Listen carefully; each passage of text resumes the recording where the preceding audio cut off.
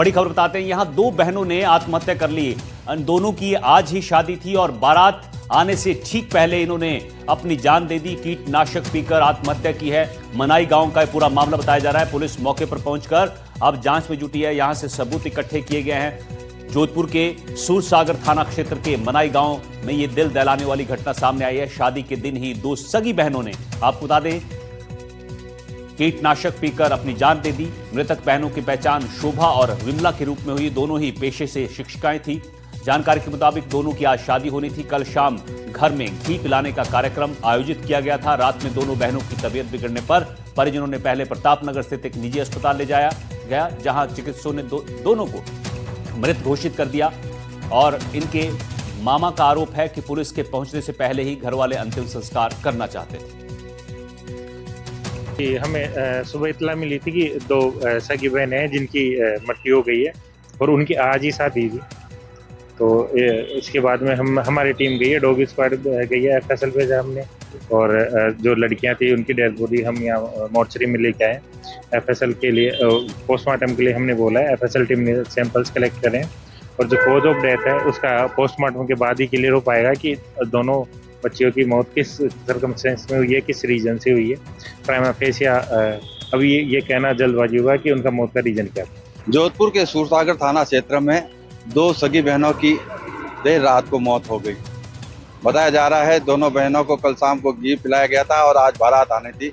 लेकिन क्या हुआ, कैसे हुआ, ये सब तो पोस्टमार्टम रिपोर्ट के बाद पता चलेगा। लेकिन दोनों ही बच्चों के मामा जो है हमारे साथ है, जसन जी, उनसे हम बात करते हैं। क्या हुआ, दोनों भांजे आपकी डेथ हो गई, क्या हुआ? अब इनका नंबर भगवान जो को दूसरा मेरे पास था नहीं। सुनने में आ रहा है कि बच्चियों जहाँ अभी रिश्ता किया ना, वहाँ जाना नहीं चाह रही थी। पहले कहाँ सगाई कर रहे थे? पहले ये भीनमाल साइड की हुई थी। कितनी देर सगाई? हाँ, वो करीबन पहले तो ऐसे 5-6 महीने तक वहाँ करो और बाद में पूरे परिवार जाके वहाँ रिश्ता करके आए। उसके बाद में ये मोहन सिंह का हमें रिश्ता मंजूर नहीं है। मोहन सिंह कौन? मोहन सिंह मेरे बहन के देवर है। सब गणित उन्होंने खेली है पूरी। क्या लगता है, बच्चों को मार दिया या जहर दे दिया गया? क्या अब तो भगवान जाने वो जहर दिया या नहीं, पहले तो मैं कह नहीं सकता हूँ। रिपोर्ट आने पे कहूँगा, पहले तो क्या कह सकता हूँ। ताजुब वाली ये बात है, बोल रहे हैं दोनों एक साथ कैसे जहर खाया। पहली बात तो ये सवाल, और दूसरी बात कि अगर खाया है रात की, बोल रहे हैं 12 बजे खाया है, तो उसके बाद हॉस्पिटल क्यों नहीं लेके गए? शादी वाला घर था, तो आपको पता है शादी में कितने लोग आते हैं, बहुत भीड़ भड़ाका रहता है ना, तो किसी ने देखा क्यों नहीं? 12 बजे अगर जहर खाया तो वो बोल रहे 3 बजे पता चला। अगर तुरंत हॉस्पिटल लेके जाते घंटा भर में तो इनकी जान बच सकती थी। उसके बाद भी ना इन्होंने कुछ किया, ना कुछ किसी को इन्फॉर्म किया, ना हॉस्पिटल लेके गए। क्यों नहीं लेके गए? निश्चित रूप से कह सकते हैं पिछले 5 साल से जो है ननियाल से जो रिश्ता नहीं था, जैसा कि इनके मामा और रिश्तेदार जो बता रहे हैं। और ये सवाल खड़ा कर रहे हैं कि जिस तरह से मौत हुई रात को, अगर तबीयत बिगड़ी तो अस्पताल लेकर क्यों नहीं गए। साथ ही साथ उनका अंतिम संस्कार करने की तैयारी थी। लेकिन कह सकते हैं जिस तरह से जो ये मामला सामने आया, निश्चित रूप से कह सकते हैं दो सगी बहनें जिनकी आज बारात उठनी थी, लेकिन उससे पहले अर्थी उठी है। और बड़ा ही दुख का एक माहौल है जोधपुर के सूरसागर थाना क्षेत्र में मणि गांव में, जहां दो सगी बहनों ने आत्महत्या कर ली। दोनों पेशे से शिक्षिका थी और बच्चों को पढ़ाती थी। लेकिन क्या कारण रहे, ये तो पुलिस जांच में ही स्पष्ट हो पाएगा। जोधपुर से NDTV के लिए अरुण हर्ष की रिपोर्ट। अरुण हर्ष हमारे सहयोगी फोन लाइन पर हमारे साथ जोधपुर से जुड़े हुए। अरुण, आपने इन लड़कियों के मामा से बातचीत की, कई आरोप उन्होंने लगाए हैं, क्या कुछ अपडेट अब तक पुलिस इस मामले पर लगा पाई है? आपके पास क्या जानकारी है? देखिए, अगर बात की जाए तो जिस तरह से जो है बच्ची के परिजन यानी ददियाल सर जो है वो लोग तो एग्रेसिव मोड में आ गए थे और झगड़ने पे उतर हो गए थे। लेकिन मामा ने बताया कि इस तरह से जो है 5 साल पहले इनकी सगाई की गई थी, लेकिन उसके बाद जो है सगाई तोड़ दी गई थी। और सगाई तोड़ने के बाद में अगर बात की जाए तो ये दोबारा जो सगाई की जा रही थी उस सगाई से शायद संभवतः ये कयास लगाया जा रहा है कि वो उससे नाखुश थी। और साथ ही साथ उनके मामा ने ये भी आरोप लगाया कि उसके सोशल मीडिया अकाउंट को भी डिलीट कर दिया। और अगर बात की जाए तो जिस तरह से जो है पुलिस को अगर उसके मामा सूचना नहीं देते तो उनका अंतिम संस्कार यानी सुबह 6 बजे तक अंतिम संस्कार भी हो जाता। तो निश्चित रूप से कह सकते हैं कि अब जो है पुलिस इस पूरे मामले की जांच करेगी। पोस्टमार्टम रिपोर्ट आने के साथ साथ जो ठीक है, बहुत बहुत शुक्रिया आपका इस जानकारी के लिए अरुण। आगे बढ़ते हैं, जयपुर से आपको इस वक्त की बड़ी खबर बताते हैं। ANTF ने बड़ा एक्शन लिया। अफीम की फसल पर ANTF का एक्शन देखने को मिला है। 1.25 करोड़ रुपए की अफीम की फसल जब्त की गई है। अफीम की फसल से 2428 अफीम के पौधे बरामद किए गए हैं। बालोतरा के सिवाना थाना क्षेत्र में कार्रवाई की गई। नशेबाजों और नशाखोरों का प्रभाव अब प्रकोप बनकर समाज में ऐसा छाया है कि यह सारी हदें और सरहदें लांघने में लगे हैं। जिस अफीम की खेती जिस जलवायु जिस मिट्टी में हुआ करती थी, उससे 300-300 किलोमीटर दूर तक अवैध रूप से अफीम की खेती किया जाना, चोरी छुपे, इस हद तक दुस्साहस बढ़ गया है इन नशेड़ियों का, इन नशेबाजों का। ऐसी ही कुछ कहानी सामने आई है हरदी राम पुत्र नानजी राम निवासी बागोड़ा जालोर की। यह व्यक्ति जिसके खिलाफ एनडीपीएस एक्ट के तहत पहले से कई मुकदमे दर्ज थे, इस पर वक्र दृष्टि पड़ी एएनटीएफ टीम की। इसकी गतिविधियों पर जब निगरानी रखनी शुरू की गई तो एक बड़ी हैरत अंगेज कहानी सामने आई।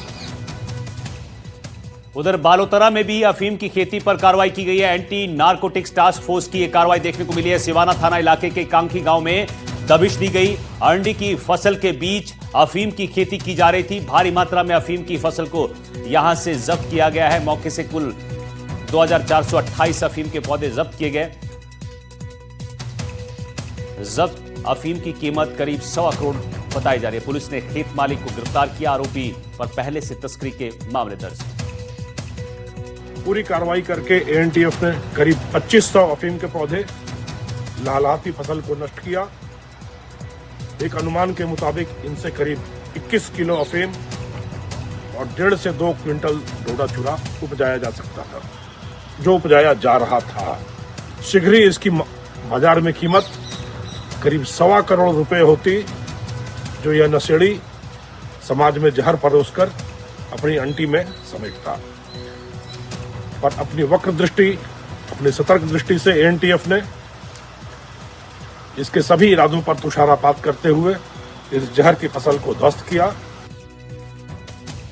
चलिए आगे बढ़ते हैं। टोंक से आपको इस वक्त की खबर बताते हैं। नरेश मीणा की जमानत के मामले में SC/ST कोर्ट में याचिका पर सुनवाई। नगर फोर्ट पुलिस की याचिका पर सुनवाई हुई। 7 मार्च को कोर्ट सुनाएगी फैसला। शर्तों के उल्लंघन पर जमानत खारिज के लिए मांग की गई है। राम रावता मामले में बेल कैंसिल की मांग की गई है। कोर्ट में दोनों पक्षों में बहस पूरी हो चुकी है। याचिका सियासी साजिश का हिस्सा है, ये मीणा के वकील ने कहा है। देखो, ये बेल कैंसिलेशन का प्रार्थना पत्र पीपी की ओर से SHO नगर कोर्ट ने पेश किया था और उसमें झालावाड़ की FIR का उल्लेख करते हुए कहा था कि सब नरेश ने ऑनरेबल हाई कोर्ट की कंडीशन का उल्लंघन किया है। उसी के परस्यूएंस में यहाँ इन्होंने बेल कैंसिलेशन लगाई थी। लेकिन जो बेल कैंसिलेशन में इन्होंने ग्राउंड लिए थे और उसके बाद में यहाँ आकर के इन्होंने कहा था पुलिस की ओर से इन्होंने कहा था कि सब उसमें चार्जशीट पेश हो गई है। तो उसके बाद में मैंने यहाँ प्रार्थना पत्र लगाया था कोर्ट के सामने कि आज दिन तक इन्होंने कंसीलमेंट ऑफ फैक्ट किया है। वहाँ चार्जशीट आज दिन भी पेश नहीं हुई। उसके बाद में कोर्ट ने भी वहाँ से रिपोर्ट तलब की थी। क्योंकि हमारे प्रार्थना पत्र के बाद में आज दिन तक भी जवाब ये नहीं आया कि वहाँ पर चार्जशीट पेश हो गई हो। आज नरेश मीणा की जो बेल एप्लीकेशन राज्य सरकार द्वारा जो पेश की गई है, उसमें फाइनल आर्गूमेंट हो चुके हैं और फाइनल आर्गूमेंट के बाद में माननीय न्यायालय द्वारा 7/3/2026 इसको ऑर्डर में रखी गई है। जो भी ऑर्डर होगा 7 बात सामने आई है कि FIR का जिक्र है आगे।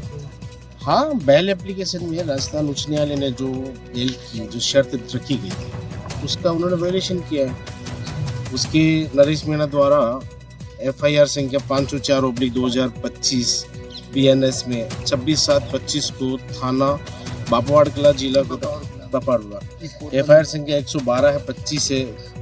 वो भी उस कोटा ग्रामीण में एक